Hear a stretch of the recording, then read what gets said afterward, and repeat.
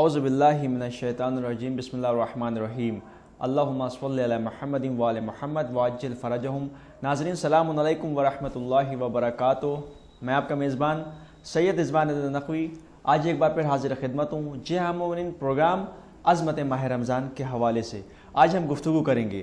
आज हमारे इस गुफ्तगू में हमारे मेहमान आलिम दीन एक बार फिर हमारे साथ मौजूद हैं हुसैनी चैनल के स्टूडियो में हुज्जतुल इस्लाम वल मुस्लिमीन आली जनाब मौलाना इंतज़ाम हैदर ज़ैदी साहब क़िबला, जिनसे आज हम प्रोग्राम अज़मत माह रमज़ान के हवाले से गुफ्तगू करेंगे।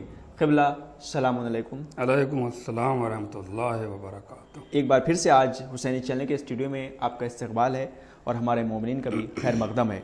क़िबला, कल की गुफ्तगू जहाँ पर इख्तिताम तक पहुँची थी, आज एक बार फिर से अज़मत माह रमज़ान के हवाले से, जो कि दो सवाल हम ज़रूर रखते हैं अज़मत माह रमज़ान के हवाले से और बंदे का अल्लाह से रब्त। ये हर प्रोग्राम में इंशाल्लाह इस तरह के सवाल ज़रूरी हैं और इसके बाद जो सवाल होते हैं वो दीगर अलग अलग होते हैं।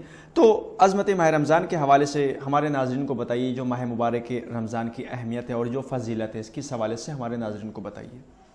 अऊज़ु बिल्लाहि मिनश्शैतानिर्रजीम बिस्मिल्लाहिर्रहमानिर्रहीम अल्हम्दुलिल्लाहि रब्बिल आलमीन वस्सलातु वस्सलामु अला अशरफिल अंबिया'i वल मुरसलीन व अला अहले बैतिहि तय्यबीन अत्ताहिरीन अम्मा बाद फ़क़द क़ाला रसूलुल्लाह सल्लल्लाहु अलैहि व आलिहि वसल्लम कुल्लु शैइन ज़कातुन व ज़कातुल अब्दान सियाम। हुज़ूर सरवर कायनात हज़रत मोहम्मद मुस्तफ़ा सल्लल्लाहु अलैहि व आलिहि वसल्लम का इरशाद गिरामी है कि हर शय के लिए परवरदिगार आलम ने एक ज़कात मुअय्यन की है और जिस्म की ज़कात रोज़ा है। चूँकि माह रमज़ान है, हाँ बिल्कुल, और इसकी फ़जीलत और इसकी अहमियत पर मुसलसल गुफ्तगू चल रही है, तो आज उसी सिलसिले को आगे बढ़ाना है। हाँ कि यकीनन ये महीना, फिर वही मैं बार बार कह रहा हूँ नाज़रीन तक, इसकी अहमियत और इसकी फ़जीलत पहुँचने के लिए यकीनन बेशक ये रहमत का महीना है और बरकत का महीना है, इबादत का महीना है, फ़जीलत का महीना है, बेशक अल्लाह को राज़ी कर लेने का महीना है। हाँ बिल्कुल, अपने को साफ़ और शफ़ाफ़ कर लेने का महीना है। जी बिल्कुल, अपने माजी को भूल कर हाल से एक नई ज़िंदगी शुरू करने का महीना है। बेशक बेशक बेशक, अपने गुनाहों को माफ़ करवा के अपने मकासिद को पा लेने का महीना है। हाँ हाँ अपने नेक मंजिल तक पहुंच जाने का महीना है। जी, ये सारी खुसूसियात इसी महीने को हासिल हैं, जिसे माह सियाम कहा जाता है। बेशक बेशक, क्योंकि इस महीने में अल्लाह की किताब, मोहतरम किताबों का नुज़ूल हुआ है। तौरेत इसी महीने में नाजिल हुई, जी, इंजील का नुज़ूल भी इसी महीने में हुआ, तौरेत का नुज़ूल भी इसी महीने में हुआ, और सबसे बड़ी किताब कुरान मजीद जो अल्लाह की वो भी किताब है, उसका भी नुज़ूल इसी महीने में हुआ। जी। इसके अलावा जो सहीफ़े अंबिया कराम पर नाजिल हुए, जैसे जनाब इब्राहीम है या दीगर अंबिया हैं, वो सहीफ़े भी किताबों में मिलता है कि इसी महीने में नबियों पर नाजिल हुए। अच्छा अच्छा, और वो इसलिए नाजिल हुए कि वो मैसेज, वो पैगाम परवरदिगार आलम जिसे अपना नुमाइंदा बनाकर दीन का भेज रहा था। हर दौर में, हर ज़माने में परवरदिगार आलम ने अपने नुमाइंदे की शक्ल में खुदा और बंदे के बीच में एक वसीला बनाकर रखा। अच्छा, और वो वसीला या तो नबी का बनाया या इमाम का बनाया। अच्छा, कि अल्लाह अपने नुमाइंदे के पास मैसेज भेजता था, पैगाम भेजता था, जी, और वो बंदा, वो अल्लाह का नुमाइंदा, वो अल्लाह का रहबर, वो अल्लाह का नबी, वो अल्लाह का इमाम उस पैगाम को बंदों तक पहुंचाता था। अच्छा, जी, अब अल्लाह ने ये सारे पैगामात पहुंचाए, इसीलिए रोज़ा रखने से यकीनन जिस्म की जो ज़कात निकलती है, प्लस बहुत हदीसें हैं कि अमराज से भी इंसान महफूज हो जाता है। जिसका मैदा ख़राब है, जिसके पेट में मुसलसल तकलीफ़ रहती है, उसके लिए भी हदीसें हैं कि रोज़ा रखने से ये सारे मर्ज़ ठीक हो जाते हैं और इंसान एक क़ुव्वत महसूस करता है। माह सियाम के ख़त्म होने के बाद अगर रोज़े से गुज़रा है, हाँ हाँ, तो यकीनन पेट की काफ़ी बीमारियाँ इससे दूर हो जाती हैं। यानी कि जो स्टमक में प्रॉब्लम्स आती हैं तो वो सब इसके ज़रिए दूर हो जाती हैं। माह सियाम अगर रोज़ा रख रहा है, हाँ रोज़ा रख रहा है, तो इससे बहुत सी चीज़ें दूर होती हैं। क्योंकि भाई अब استطاعت رکھتا ہے، طاقت ہے۔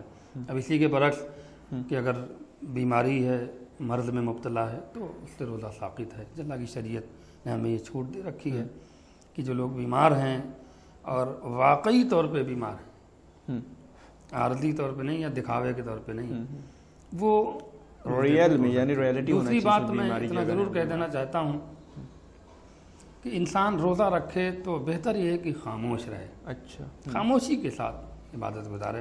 ہاں آج ہمارا یہ روزہ ہو گیا اور یہ رکھا اور وہ رکھا، ہم بنا سحری کے روزہ ہیں، دیکھو نا ہم اٹھ کے پانی بھی نہیں پیے، یہ جو ساری باتیں آپ بیان فضول کی کرتے ہیں لوگ، اس سے کوئی فائدہ حاصل ہونے والا نہیں ہے۔ اچھا آپ کس کے بیان کر رہے ہیں؟ بندوں کو دکھا رہے ہیں ہاں یا خدا کے لیے روزہ رکھ رہے ہیں؟ بے شک بے شک اگر خدا کے لیے ہے، نیت آپ کی یہ ہے، ہاں تو پھر آپ بندوں سے یہ کیا کہہ رہے ہیں کہ ہم ایسے روزہ رکھتے ہیں اور ہم نے یہ روزہ رکھا اور ہم نے وہ روزہ۔ ان چیزوں کے لیے ہمارے ائمہ نے اور ہمارے معصومین نے منع کیا ہے کہ کہیں سے بھی ریاکاری نہ ہو، ہاں ہاں مطلب دکھاوے کھاوا نہ ہو اس میں، بس آپ فیشن اللہ نہ کے ہو، لیے رکھیے، بس فیشن ہو کہ میں نے یہ کیا وہ کیا۔ ہاں خالصاً للہ کی نیت ہونی ہاں چاہیے، بھائی کہنے کی ضرورت کہ بھائی اللہ جانتا ہے کہ میں نے روزہ رکھا، اس کے لیے میں رکھ رہا ہوں، ختم۔ روزہ رکھنا چاہیے۔ اور اس کے اور بھی بڑی خصوصیات ہیں۔ اللہ اس مہینے کو یقیناً ایک بہت عظیم مہینہ اس نے ہم مسلمانوں کے لیے بنایا ہے کہ انسان اس میں چاہے تو اپنے گناہوں کو معاف کرا سکتا ہے، استغفار کرے، توبہ کرے۔ اور یہ بھی یاد رکھیے کہ بڑے سے بڑے گناہ ہیں یقیناً اس مہینے میں اللہ معاف کر دیتا ہے، جو 11 مہینے استغفار کرنے سے معاف نہیں ہوتے ہیں۔ نبی فرماتے ہیں کہ کچھ گناہ ایسے ہوتے ہیں جو گناہ کبیرہ سے بھی بلند ہو جاتے ہیں، جس میں شدت ہوتی ہے، جس میں شر ہے، ایک ارادہ حتمی ہے، سب کچھ جانتے ہوئے بھی اگر اس گناہ عظیم کو انجام دے رہا ہے تو اس گناہ کو معاف کرانے میں بھی بڑا وقت لگتا ہے پروردگار عالم کی بارگاہ میں۔ لہٰذا 11 مہینہ تو تصور ہی نہیں ہے کہ پروردگار شاید اس گناہ کو معاف کرے۔ یہی وہ محترم مہینہ ہے کہ پروردگار اس کے لیے بھی چھوٹ دے رہا ہے کہ آؤ ہم سے گناہوں کی توبہ کرو، استغفار کرو، اور ہم تمہارے ان گناہوں کو بھی معاف کریں گے کہ جو گناہ تمہارے لیے ذلت کا سبب نہ بن جائے، جو تمہارے لیے پستی میں جانے کا سبب نہ بن جائے۔ اسی لیے ائمہ سے لے کے خود جناب ابراہیم نے جو دعائیں مانگی ہیں، جو حتی الامکان قرآن مجید میں موجود ہے، وہ ساری دعائیں مانگنی چاہیے۔ اللہم اغفر لی الذنوب التی تحبس الدعاء، جو ہمارے امام نے فرمایا کہ پروردگار ان گناہوں کو معاف فرما جس کی وجہ سے ہماری دعائیں محبوس ہو جاتی ہیں، قید ہو جاتی ہیں، مقید ہو جاتی ہیں، اور انہیں مغفرت کا، انہیں قبولیت کا راستہ نہیں ملتا ہے۔ اس انداز سے اللہ سے استغفار کرنا چاہیے۔ بہت محترم مہینہ ہے جناب۔ جو بلیسنگ ہم کرتے ہیں، جو پریئر ہم کرتے ہیں، ایک بندے کا اپنے گاڈ سے جو کنیکشن ہے، جو اسپرٹ کا کنیکشن ہے، جو روح کا کنیکشن ہے، وہ کس طرح بلیسنگ اور پریئر کے ذریعے ہم حاصل کر سکتے ہیں؟ ہمارے ناظرین کو بتائیں۔ اس کے لیے جیسا کہ مسلسل بیان کر رہا ہوں میں کہ اس کے لیے اللہ سے قریب ہونے کے لیے کئی راستے ہیں جی بھائی۔ اصول دین، فروع دین، اچھا اچھا ایمان، عقائد اور پھر اس کا عمل، یعنی یوں کہہ دوں کہ جڑ اور پھر شاخیں، جی پتے، یہی پوری زندگی ہے انسان کی۔ اسی کے دائرے ہی میں انسان کو اپنی زندگی گزارنا ہے۔ ایمان مضبوط رکھنا ہے، اور جب ایمان مضبوط ہوگا تو عمل خود بخود مضبوط ہوگا۔ جیسے جڑ اگر کسی درخت کی کمزور ہے تو ظاہر سی بات ہے پھر اس درخت کا کوئی بھروسہ نہیں ہے کہ کب گر جائے۔ ہاں ہاں ہاں بالکل صحیح کہہ رہے ہیں۔ ایک ہلکی سی ہوا بھی چلے گی تو اس سے خطرہ ہوگا کہ کب، لیکن اگر وہ جڑ مضبوط ہے تو وہ بڑے بڑے طوفانوں سے بھی ٹکرا سکتا ہے۔ یعنی آپ کا کہنے کا مطلب ہے کہ ریلی اگر جو ہے ہم اس طرح سے اللہ کی عبادت کریں، اسٹرانگ جس طرح سے مضبوطی کے ساتھ اگر ہم عبادت کریں گے تو یقیناً کہیں نہ کہیں ہم اللہ سے ٹچ میں رہیں گے اور قریب رہیں گے۔ عقائد جڑ کا نام ہے۔ جی جی لہٰذا پہلی صورت یہ ہے کہ جڑ مضبوط ہو، اور جب جڑ مضبوط ہوگی تو گمراہیت کی، شیطان کی، وسوسے کی، شہوت کی، خواہشات کی، حسد کی، حرص کی، جتنی بھی بڑی سی بڑی آندھیاں اگر چلیں گے بھی تو چونکہ آپ کی ایمان کا جڑ مضبوط ہے، لہٰذا آپ کے عمل کے بھی قدم میں کہیں سے لغزش پیدا نہیں ہوگی، جی جی جی اور کہیں سے کوئی رکاوٹ پیدا نہ ہوگی، آپ چلتے رہیں گے اپنی منزل کی طرف۔ چونکہ زندگی ایک سفر کا نام ہے، جی جی انسان مسلسل سفر میں ہے۔ جو بچہ کل پیدا ہوا تھا وہ آہستہ آہستہ بڑھتے بڑھتے جوان ہوا، پھر بوڑھا ہوا۔ تو زندگی ایک سفر ہے، آپ کی زندگی ایک پٹری پہ چل رہی ہے، اسے منزل تک پہنچنا ہے۔ اس منزل کو پانے کے لیے بہت سی رکاوٹیں آئیں گی، بہت سی سختیاں آئیں گی، بہت سے مشکلات آئیں گے، ان تمام چیزوں کا سامنا کرتے ہوئے آپ کو اپنا ایک ہدف حاصل کرنا ہے۔ ہاں بالکل، بے زندگی بے مقصد نہیں، با مقصد ہے، با مقصد ہے، بے اور شک وہ مقصد یہی ہے کہ آپ عبادت پروردگار کو انجام دیں۔ بے شک یہی سب سے بڑی عبادت کی ذمہ داری اور یہی زندگی اور عبادت کا ایک فلسفہ ہے کہ جب پروردگار عالم نے معمولی سی چیز کو، ایک ذرے کو بھی بیکار نہیں پیدا کیا ہاں ہے، بالکل بالکل تو بے شک انسان کیسے بیکار پیدا ہو سکتا ہے؟ جی جی جی یہ ہے رمضان۔ اب آپ نے کہا کہ اللہ سے قریب ہونے کا وسیلہ بنے گا، ایک نماز ہے۔ ہاں بالکل، نماز اگر قبول ہے تو ہر عمل قبول ہے، سارے عمل قبول ہیں، جی بالکل ہر شے کے لیے ایک چراغ معین ہے، اور انسان کے دل کا چراغ اس کی نماز ہے۔ بے شک بے شک، واہ نبی کریم نے ارشاد فرمایا کہ چاہتے ہو کہ اگر قبر میں تمہارے روشنی رہے، چراغ رہے، تو نماز کے پابند ہو جاؤ۔ واہ واہ واہ، سبحان اللہ، بالکل نماز تقرب الہی کا وسیلہ ہے، جی بالکل، نماز اللہ سے قریب ہونے کا وسیلہ ہے۔ ایک پہلی صورت ہے کہ نماز سب سے زیادہ آسان طریقہ ہے اللہ سے قریب ہونے کا۔ ہاں بالکل، اسی لیے ہمارے اور آپ کے پہلے امام حضرت علی ابن ابی طالب صلی اللہ علیہ وسلم نے ارشاد فرمایا جی کہ انسان جب عبادت کرتا ہے تو سمجھتا ہے کہ اللہ مجھ سے بہت قریب ہے، ہاں اور جب گناہ کرتا ہے تو سمجھتا ہے اللہ ہم سے بہت دور ہے۔ بہت دور ہے، ایسا تصور نہیں ہونا چاہیے۔ کاش کہ وہ ایک بار سوچ لیتا کہ جب ہم گناہ کریں تو اللہ بھی دیکھ رہا ہے، تو اس لیے وہ گناہ ہی نہ پھر کرتا۔ میں اس حدیث کو دہرانا چاہ رہا ہوں جو حضور سرور کائنات نے ارشاد فرمایا کہ الصوم جنۃ من النار، روزہ یقیناً سپر ہے، ڈھال ہے جہنم کی آگ کے لیے۔ آگ کے لیے، جی دوسری صورت، جو پہلی صورت ہے کہ نماز تقرب الہی کا وسیلہ ہے، جی دوسری صورت اللہ سے قریب ہونے کی ہے، وہ ہے تلاوت قرآن مجید۔ سبحان اللہ، بے شک،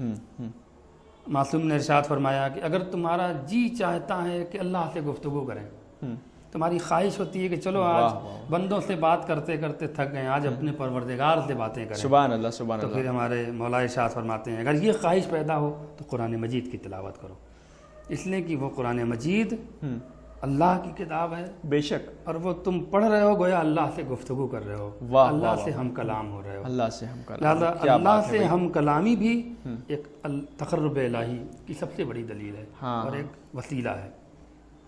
2 منٹ کے لیے میں تھوڑا اس پر اور روشنی ڈال دینا چاہتا ہوں جی کہ بالکل، ماہ صیام میں یقیناً تلاوت قرآن پاک کے بڑے ثواب ہیں، بڑے مراتب ہیں۔ ایسے سالوں بھر قرآن مجید کی تلاوت کرنی چاہیے، یہ نہیں ہے کہ آپ صرف رمضان کے لیے قرآن مجید کی تلاوت رکھیں، کوشش کریں کہ ہر روز ایک ہی آیت صحیح لیکن قرآن مجید کی تلاوت کریں۔ جی پہلا اس کا فائدہ یہ ہے کہ قرآن مجید کی تلاوت کے جو پابند ہیں ان کو بہت سارے فائدے حاصل ہیں۔ پہلی صورت یہ ہے کہ وہ بینائی جب تک زندہ رہیں گے ان کی بینائی نہیں جا سکتی، اچھا، قرآن مجید کی تلاوت سے، واہ، کبھی فقر و فاقہ ان سے قریب نہیں ہوگا، جی کبھی وہ ذلت و رسوائی کا سامنا نہیں کریں گے، کبھی حادثات کے شکار نہیں ہوں گے، کبھی دشمنوں کے سازش کے شکار نہیں، بہت سی بلاؤں اور آفات سے بھی تلاوت قرآن مجید سے انسان محفوظ رہتا ہے۔ جو میں آج کے اس ایپیسوڈ میں میسج دینا چاہ رہا ہوں، اللہ سے قریب ہونے کا جو وسیلہ ہے تلاوت قرآن، جی اس حوالے سے ایک بات بہت ضروری بتا دینا چاہتا ہوں کہ ضروری نہیں ہے کہ آپ رمضان میں 5 قرآن ختم کر دیں۔ بہت سی جگہوں پر جب آخر میں ہم لوگ کسی افطار پارٹی میں جاتے ہیں تو بڑے یقیناً خوشی ہوتی ہے کہ کچھ لوگ آتے ہیں بڑے خوش ہو کے کہتے ہیں مولانا ہماری 9 سال کی بیٹی نے ماشاءاللہ 3 قرآن ختم کیے۔ ایک صاحب آتے ہیں کہتے ہیں مولانا ماشاءاللہ ہمارے ابھی 12 سال کے سلموں ہیں، انہوں نے 5 قرآن ختم کیا۔ یقیناً تلاوت قرآن پاک کا ثواب ملے گا، لیکن جو میں میسج دینا چاہ رہا ہوں کہ 5 قرآن پڑھ لینا، 3 قرآن ختم کر لینا یقیناً ثواب ہے، لیکن اس سے قرآن کی معرفت حاصل کیا ہوگی؟ ہاں، جو میسج قرآن سے آپ لینا چاہ رہے ہیں اس سے آپ محروم رہیں گے۔ کیوں؟ اس لیے کہ قرآن عربی آپ کی مادری زبان نہیں ہے، ہاں بالکل، آپ کی مادری زبان اردو ہے، اردو ہے، جی لہٰذا میرا کہنا ہے کہ آپ ماہ رمضان میں آدھا ہی قرآن پڑھیں، مگر سمجھ کے چند پارے جی، پڑھیں، 10 پارہ پڑھیں، 12 پارہ پڑھیں، لیکن اس کا ترجمہ بھی لے کے پڑھیں۔ یعنی کہ اصلی تو ترجمہ ہی ہے، کیونکہ اگر آپ نے عربی میں قرآن مجید پڑھ لیا تو اس کو ایک طرح سے آپ کو ثواب ملے گا، 1/3 ثواب ملے گا، لیکن ساتھ ہی ساتھ جب آپ کو یہ پتہ نہیں ہوگا کہ ہم کیا کہہ رہے ہیں، کیا معنی، اللہ کیا ہم سے بتا رہا ہے، کس کس چیزوں کو وہ منع کر رہا ہے، تو جب وہ ہم یہ سمجھ ہی نہیں پائیں گے تو ظاہر سی بات اس کا پڑھنا کہیں نہ کہیں ثواب تو ہے، مگر وہ ثواب سے محروم ہو جائیں گے کہ جو ہم عمل بھی کر سکتے ہیں. کیونکہ اگر ہم کو پتہ چل جائے کہ اللہ اپنی ان آیات کے ذریعے کیا ہمیں بتانا چاہ رہا ہے، اپنی خدائی کا جو اس نے دعویٰ کیا ہے اس کے بارے میں کیا بتاتا ہے، زمین کے بارے میں، آسمان کے بارے میں، ہر چیز کے بارے میں، تو اگر ہم اس کو اردو میں پڑھیں گے تو ہم کو ہر چیز کے بارے میں پتہ ہوگا. بالکل. تو اس لیے اردو میں پڑھنا ضروری ہے. اسی لیے میں یہ میسج دینا چاہ رہا ہوں اپنی ماں بہنوں سے اور تمام مومنین اور مومنات سے، یہ ہمارا پیغام ہے کہ بھلے آپ قرآن پورا نہ پڑھیں ماہ صیام میں، وہ ضروری نہیں، واجب نہیں ہے قرآن کا ختم کرنا. ہاں ہاں. بہت سے لوگ یہ سمجھتے ہیں کہ رمضان میں ایک پورا قرآن ختم واجب نہیں ہے، مستحب ہے، ثواب ہے. لیکن آپ اگر آدھا قرآن 15 ہی پارہ پڑھ رہے ہیں لیکن ترجمہ بھی پڑھ رہے ہیں، تفسیر بھی. اب بہت سے لوگ کہتے ہیں مولانا ہمیں اردو نہیں آتی، تو اب ہندی میں بھی قرآن کا ترجمہ اویلیبل ہاں ہے، بالکل ہے، بالکل ہے. انگلش میں بھی قرآن کا ترجمہ. آپ یہ طے کریں کہ ہر روز ماہ صیام میں، جیسے آپ زیادہ متوجہ رہتے ہیں تلاوت قرآن مجید کی طرف، زیادہ دل مائل ہوتا ہے کہ زیادہ سے زیادہ تلاوت کر لیں، 2 3 بار قرآن لوگ لے کے بیٹھتے ہیں، تو آپ ایک رکوع پڑھیں. جی بالکل. لیکن ترجمہ دیکھیں، اس کا تفسیر دیکھیں، حاشیے پہ جو اس کے ذیل میں باتیں لکھی رہتی ہیں تاریخ کے حوالے سے، احادیث کے حوالے سے، وہ ضرور پڑھیں.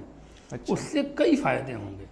مطلب آپ جتنی دیر قرآن پڑھ رہے ہیں اور جتنا آپ نے پڑھا ہے، چند سطریں یا چند آیتیں یا رکوع، اتنی دیر اگر آپ اس کا ترجمہ پڑھ کے اٹھیں گے تو آپ کو یہ احساس ہوگا کہ آج ہم نے قرآن میں پڑھا کیا ہے. بہت ساری انفارمیشن آپ کو حاصل ہوگی، بہت سارے علم حاصل ہوں گے. واہ. بہت ساری چیزیں آپ کو پتہ چلیں گی کہ قرآن میں یہ بھی ہے. آپ عربی میں صرف تلاوت کر کے رٹ کے اڑ جائیں گے، ثواب تو ملے گا لیکن اس کا حق نہیں ادا ہوگا. قرآن صرف تلاوت کے لیے نازل نہیں ہوا ہے، قرآن سمجھنے کے لیے نازل ہوا ہے. بے شک بے شک. غور و فکر کرو، غور و تدبر فکر کرو. کرنے کے لیے نازل ہوا ہے، اور اس غور و فکر سے جو چیزیں حاصل ہوتی ہیں اس پر عمل پیرا کرنے کے لیے قرآن کا نزول ہوا ہے. یعنی کہ آج کے زمانے میں اگر آپ دیکھیں مومنین، تو قرآن مجید ایک واحد ایسی کتاب ہے کہ ہر زبان میں اس کا ترجمہ ہو چکا ہے اور اس کا ٹرانسلیشن ہر زبان میں ہو چکا ہے. تو جو بھی زبان آپ جانتے ہو، انگلش جانتے ہو، ہندی جانتے ہو، عربی جانتے ہو، اردو جانتے ہو، فارسی جانتے ہو، پرشین جانتے ہو، ہر زبان میں اس کا آپ کو جو ہے ترجمہ مل جائے گا. تو آپ اس کو دیکھ کے پڑھیں، کیونکہ اگر آپ آیت پڑھ رہے ہیں تو اس کا ثواب ملے گا، لیکن اگر اس کے ترجمے پہ آپ غور کریں گے، اس پہ عمل کریں گے تو وہ کہیں زیادہ بہتر ہوگا اور ہماری زندگی میں اس سے کافی نکھار آ سکتا ہے. اور مومنین، کیونکہ قرآن مجید آج پوری دنیا میں بہت ہی زیادہ تعداد میں پڑھا جاتا ہے، کیونکہ ظاہر سی بات ہے ہر مسلمان پڑھتا ہے، اور پھر کیونکہ اس کی گارنٹی بھی خدا نے لی. اللہ نے فرمایا کہ انا نحن نزلنا الذکر وانا لہ لحافظون، بے شک ہم ہی نے اس قرآن مجید کو نازل کیا اور ہم ہی اس کی حفاظت کرتے ہیں. جی قبلہ، اب یہاں پر اسلام میں ایجوکیشن کی کتنی اہمیت ہے، اس حوالے سے ہمارے ناظرین کو آپ بتائیے کہ علم ایک کتنی قیمتی چیز ہے، کہ علم کے بغیر کوئی بھی چیز مکمل نہیں ہے. اس دنیا میں آنے کے بعد اگر انسان علم نہ حاصل کرے تو سمجھیے اس نے یہ دنیا دیکھی نہیں ہے، ایک حساب سے اندھیری دنیا ہے. تو اس لیے ایجوکیشن کی کیا اہمیت ہے اسلام میں، کتنی توجہ دلائی ہے اسلام نے کہ علم حاصل کرو، علم حاصل کرو، چاہے تمہیں چین جانا پڑے. یہ رسول کی حدیث بھی ہے. ساتھ ہی ساتھ مرد اور عورت دونوں پر اس کو واجب رکھا ہے. اس حوالے سے بتائیے. یقیناً علم ایک بہت بڑی دولت کا نام ہے. علم ایک بہت بڑی سرمایہ کا نام ہے. اگر انسان فقیر ہے، غریب ہے، مسکین ہے، لیکن اگر صاحب علم ہے تو اس سے بڑا کوئی امیر نہیں، اس سے بڑی کسی بات بڑا بالکل کوئی رئیس نہیں. بالکل. کیونکہ علم سے بڑی کوئی دولت نہیں ہے. اور آج کی جو دنیا ہے، میں دیکھ رہا ہوں کہ لوگ دولت کی طرف بھاگ رہے ہیں، لوگ علم سے دور ہو رہے ہیں اور دولت کی طرف. میں ان سے بار بار یہ دہراؤں گا، دولت چند دنوں کے لیے. جی. دولت اور علم میں یہی فرق ہے کہ تم دولت جتنی جمع کرو گے، خرچ کرتے رہو گے، وہ کم ہوتی جائے گی. لیکن علم جتنا جمع کرو گے، جتنا خرچ کرو گے، اور بڑھتا جائے گا. علم میں اضافہ ہوتا ہے. سبحان اللہ، سبحان اللہ، بہت اچھی بات ہے. جی. اسی لیے علم ہر مسلمان عورت اور مرد پر علم دین کا حاصل کرنا واجب ہے. واجب ہے، بالکل. بہت تیزی سے چند باتیں اہم ترین اس موضوع کے ماتحت بولنا چاہوں گا.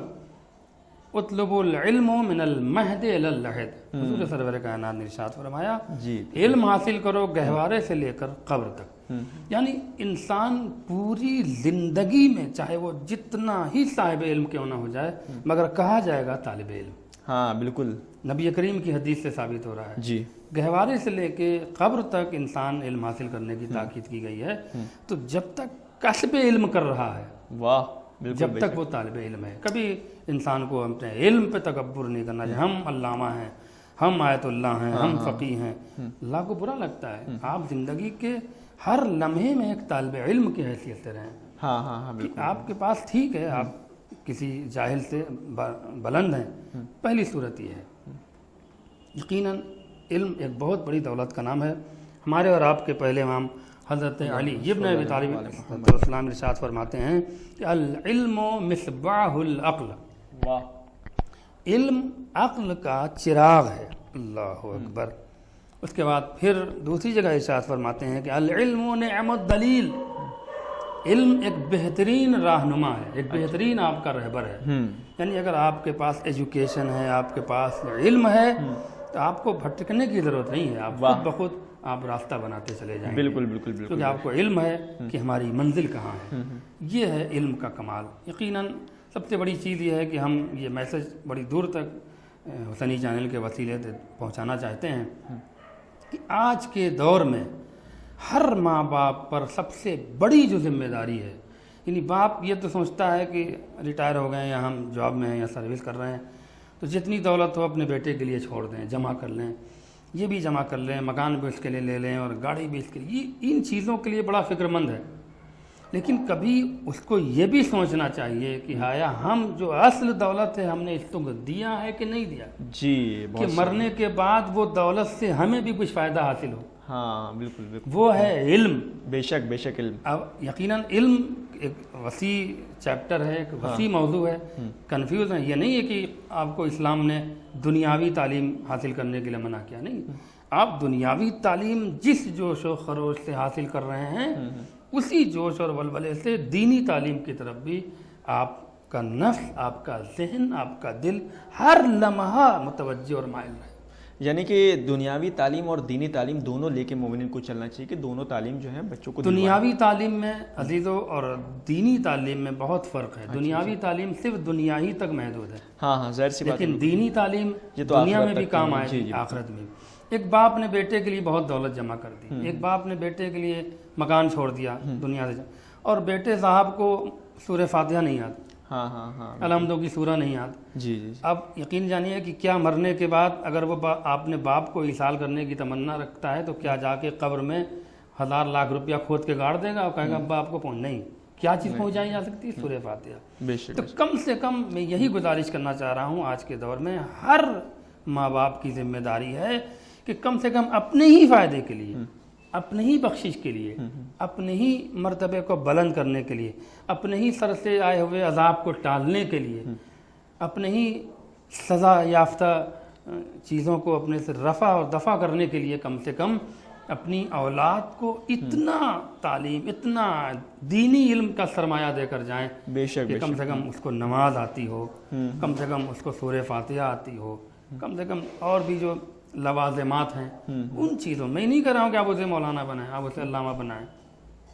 آپ اس سے اگر بن جائے تو بہت خوش نصیبی ہے, لیکن کم سے کم جتنا آپ سائنس, میتھ میٹکس, یہ دنیاوی تعلیم کی طرف انجینئر بن جائے 20 لاکھ روپیہ خرچ کرنے کو تیار ہے, ڈاکٹر بن جائے 50 لاکھ ڈونیشن, 1 کروڑ تک لوگ دینے کو کھڑے ہیں, میری بیٹی ڈاکٹر بن جائے میرا, ٹھیک ہے, بہت اچھا جذبہ ہے, بہت خوشی ہوتی ہے کہ کم سے کم ہمارے قوم کے لوگ اپنے بچوں کی تعلیم کو لے کے بہت سنجیدہ ہیں اور بہت سیریس ہیں. لیکن ان کے ذہن میں دینی تعلیم کا بھی کہیں نہ کہیں ذہن و دل کے کسی کونے میں یہ ضرور تصور ہونا چاہیے کہ ہمیں دینی تعلیم کی طرف بھی متوجہ ہوں, بالکل, اور اپنے بچوں کو محتاج نہ بنائیں, بلکہ اتنا ہم دینی تعلیم دے دیں کہ مرنے کے بعد وہ ہمارے علم کے کام آ سکے, وہ ہمارے سورہ فاتحہ پڑھ سکے, ہمیں ایصال کر سکے. یہ ہے علم کا خلاصہ. لہٰذا آج کے لیے سب سے بڑی ضرورت ہے, جہاں آپ انگریزی کے لیے ٹیوشن لگا رہے ہیں, ہاں بالکل, بڑے مہنگے ٹیوشن, آپ اردو پڑھانے کے لیے, عربی پڑھانے کے لیے بھی ٹھیک ہے 24 گھنٹے میں 1 گھنٹہ آپ کے اپنے بچوں کے لیے وقت نہیں دے سکتے, تاکید کریے, جی بالکل, انہیں سمجھائیے کہ نہیں بیٹا یہ مولانا صاحب آتے ہیں ان سے بھی پڑھو, یہ بھی تعلیم ضروری ہے, یہ دینی تعلیم ہے بیٹا. جب آپ شروع سے ہی بچے کو ذہن کو آراستہ کر لیں گے تو پھر وہ خود بخود پڑھنے کے لیے آمادہ ہوگا. ضروری نہیں ہے ٹھیک ہے آپ کے پاس بچے کے وقت نہیں ہے کہ آپ مکتب بھیج سکیں, مدرسہ بھیج سکیں, تو آج کے اس دور میں آپ کسی اچھے عالم کو پکڑ لیں جو آپ کو بچے کو گھر آ کے کم سے کم بنیادی چیزیں جو ہیں جو اسلام کی ہیں وہ ایمان کی ہیں تو وہ تو پتہ ہی ہونا چاہیے کم سے کم بچوں کو. اگر انسان صاحب علم ہے تو کہیں شرمندہ نہیں ہو سکتا, کہیں ذلیل. اسی لیے مولا کائنات حضرت علی ابن ابی طالب علیہ السلام نے ارشاد فرمایا کہ عالم جاہل دوست سے کہیں بہتر عالم دشمن ہے. جی بالکل, واہ, آپ نے غور فرمایا. اس کے بعد پھر ہمارے اور آپ کے چھٹے امام امام جعفر صادق علیہ السلام ارشاد فرماتے ہیں, یہ بہت اہم ترین حدیث ہے عزیزو ناظرین. اس حدیث کو لکھ لیں گے اور اس میسج کو امام کے اس قول کو دور تک پہنچائیں گے. شاید اس حدیثی کے ذریعے کچھ لوگ علم کی طرح متوجہ ہو جائیں. امام نے فرمایا ہمارے اور آپ کے چھٹے امام نے کہ 4 لوگوں سے کبھی دوستی نہ کرنا. جی 4 لوگوں سے کبھی دوستی مت کرنا. پہلا جو نام لیا میرے مولا نے وہ ہے جاہل.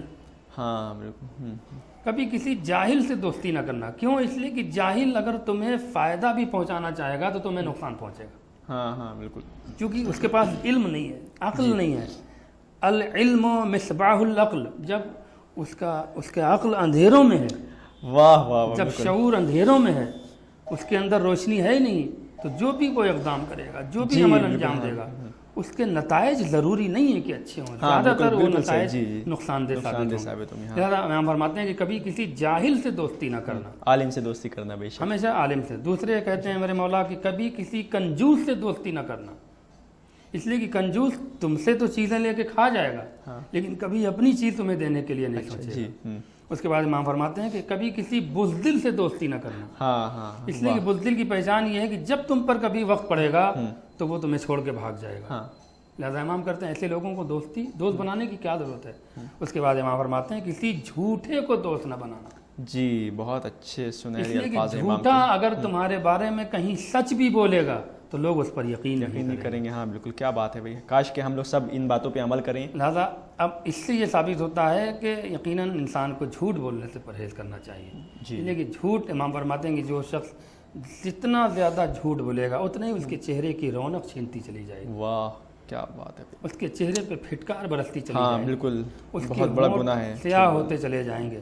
لہٰذا اگر ناظرین مومنین چاہتے ہیں کہ اس کے چہرے کی رونق باقی رہے, جی اس کے چہرے کا وقار باقی رہے, تو سچ بولنے کی کوشش کریں. حتی الامکان اگر بہت مجبوری ہے, جان مال عزت آبرو خطرے میں ہے تو تقیہ ہے, وہاں آپ جھوٹ بول سکتے ہیں. لیکن اگر آپ اختیاری صورت میں ہیں تو سچ بولنے کی کوشش کریں. اور روزانہ اگر کوشش کریں گے, اگر کوئی انسان جھوٹ بول بھی رہا ہے تو دھیرے دھیرے کوشش کرے کہ ہم جھوٹ کو کم کریں, تو انشاءاللہ جھوٹ اس کا کم ہو جائے گا, وہ سچ بولنے لگے گا. اور اگر صاحب علم ہے تو مجھے یقین ہے کہ وہ حتی الامکان جھوٹ بولنے سے پرہیز کرے گا. جی علم کے بڑے فضائل ہیں, اس کی بڑی مراتب ہیں. یقیناً میں پھر بار بار کہتا ہوں کہ ہر انسان کو علم دنیا کے ساتھ ساتھ علم دین کی طرف بھی متوجہ ہونا آج کی دنیا میں بہت ضروری ہے.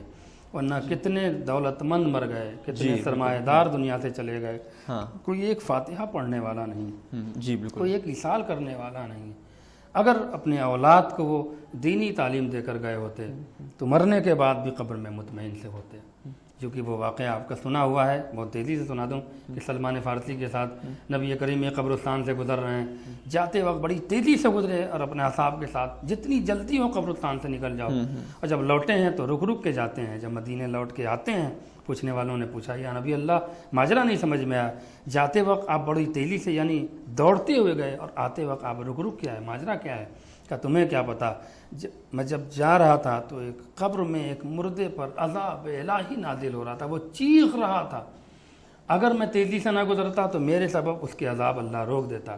لیکن جب واپس آیا تو دیکھا اس کی قبر پر رحمت کی بارش ہو رہی, تو میں رک گیا کہ میری ذات کی وجہ سے اس کی رحمت میں اضافہ ہو جائے.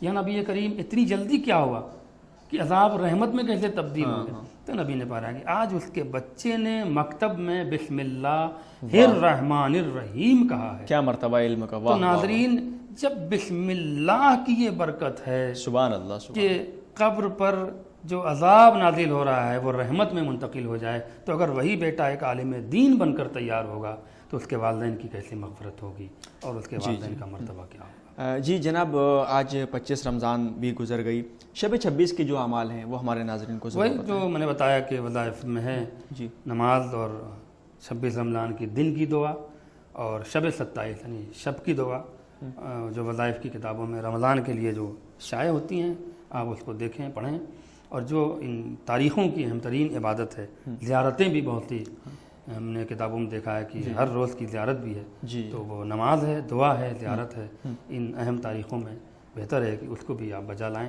تو زیادہ ثواب کے آپ مستحق بنتے چلے جائیں۔ جی قبلہ، بہت شکریہ ہم سے بات کرنے کے لیے، بہت شکریہ۔ تو یہ تو تھے حجت الاسلام والمسلمین عالی جناب مولانا انتظام حیدر زیدی صاحب قبلہ، جو پروگرام عظمت ماہ رمضان سے خطاب فرما رہے تھے۔ اب اپنے میزبان سید رضوان احمد نقوی کو دی اجازت، اس امید کے ساتھ کہ کل پھر انشاءاللہ آپ سے اسی وقت ملاقات ہوگی، تو آپ دیکھتے رہیے حسینی چینل۔ خدا حافظ، السلام علیکم ورحمۃ اللہ وبرکاتہ، فی امان اللہ۔